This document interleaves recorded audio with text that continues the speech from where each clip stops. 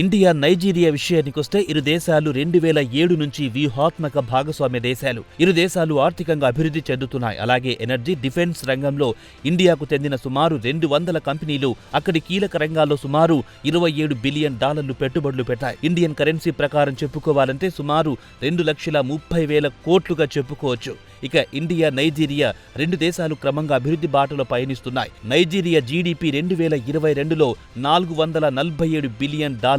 Africa దేశాల్లో అతిపెద్ద trading partner కూడా నైజీరియా అని చెప్పుకోవాల్సిందే. నైజీరియాలో అతిపెద్ద ఇన్వెస్టర్ ఇండియాని సుమారు $20 బిలియన్ల వరకు ఇండియా పెట్టుబడులు పెట్టింది. 2021-22 ఆర్థిక సంవత్సరంలో ఇరు దేశాల మధ్య ద్వైపాక్షిక వాణిజ్యం $15 బిలియన్ వరకు ఎగబాకింది. అంతకు ముందు ఆర్థిక సంవత్సరంతో పోల్చుకుంటే 69.80% పెరిగింది.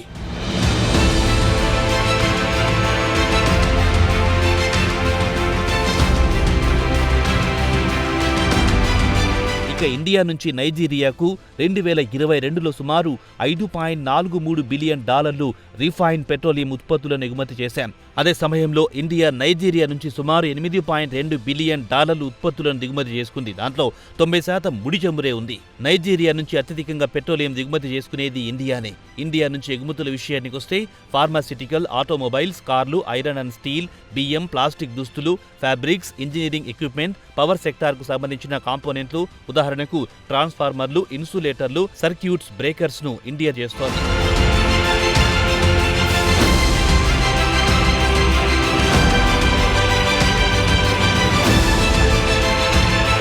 ఆఫ్రికాలో అత్యధికంగా పెట్టుబడులు పెట్టిన దేశాల్లో ఇండియా 5వ స్థానంలో.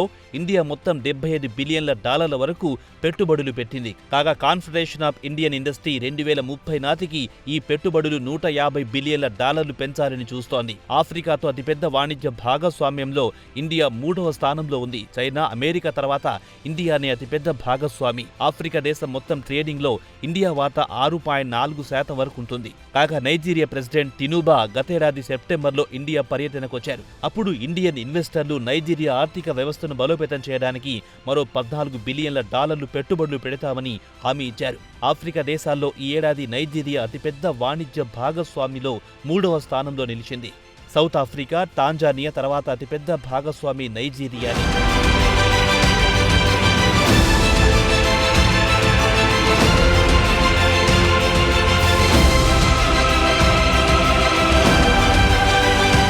ఆఫ్రికా దేశాల్లో టెర్రరిస్టుల బెడద చాలా ఎక్కువగా ఉంది. నైజీరియా బోకో హారాం టెర్రరిస్టులు, అలాగే బ్లాక్ యాక్స్ మాఫియా నుంచి ఇండియన్ కంపెనీలకు బెదిరింపులు వస్తుంటాయి. అయితే నైజీరియాలో అత్యధికంగా ఉపాధి కల్పించేవి ఇండియన్ కంపెనీలే.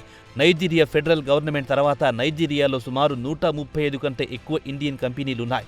ఈ కంపెనీలు నైజీరియాకు పెద్ద ఎత్తున ఉపాధి కల్పిస్తున్నాయి. ఇక నైజీరియాలో ఇండియాకు చెందిన కంపెనీల విషయానికొస్తే pharmaceuticals, engineering and goods, electrical machinery, equipment, plastic, chemical రంగాల్లో వ్యాపారాలు చేస్తున్నాయి. ఇక ఇండియాకు చెందిన అతిపెద్ద కంపెనీల విషయానికొస్తే Bharti Airtel, Tata, Bajaj auto, Birla group, Kirloskar, Mahindra, Ashok Leyland, Skipper, Godrej, Simba group, NIIT, Aptech, new India assurance, Bhushan steel, కేఈసీర్, డాబూర్ తదితర అతిపెద్ద కంపెనీలు నైజీరియాలో వ్యాపారాలు చేస్తున్నాయి.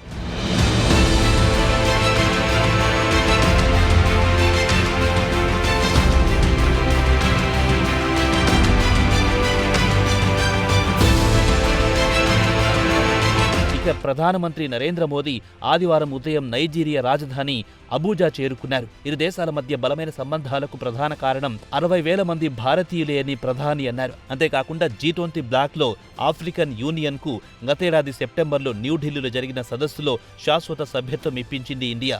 ఇరు దేశాల మధ్య 60 ఏళ్ల నుంచి బలమైన సంబంధాలున్నాయి. ఇండియా 1958లో తమ రాయబార కార్యాలయాన్ని ప్రారంభించింది. బ్రిటన్ నుంచి స్వాతంత్ర్యం లభించిన వెంటనే ఇండియా నైజీరియాలో తమ రాయబార కార్యాలయాన్ని ప్రారంభించింది. ప్రధాన రాజధాని అబూజాలో భారత సంతతి వారితో భేటీ అయ్యారు. నైజీరియాలో నివసించే ప్రతి భారతీయుడు ఇండియా గర్వపడేలా చేస్తున్నారని కొనియాడారు. కాగా ఇండియన్ కంపెనీలు నైజీరియా ఆర్థిక వ్యవస్థను బలోపేతం చేస్తున్నాయన్నారు ప్రధాని.